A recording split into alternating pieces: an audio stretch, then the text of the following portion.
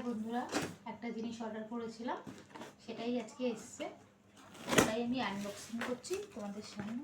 চলো দেখা যাক এর মধ্যে কী আছে। ভালোই তো প্যাকিং করেছে, আশা করি এবার তোমরা বুঝতে পারছো ভিতরে কি আছে। দেখি যে কালারটা আমি অর্ডার করেছিলাম সেই কালারটাই এসেছে কিনা। চলো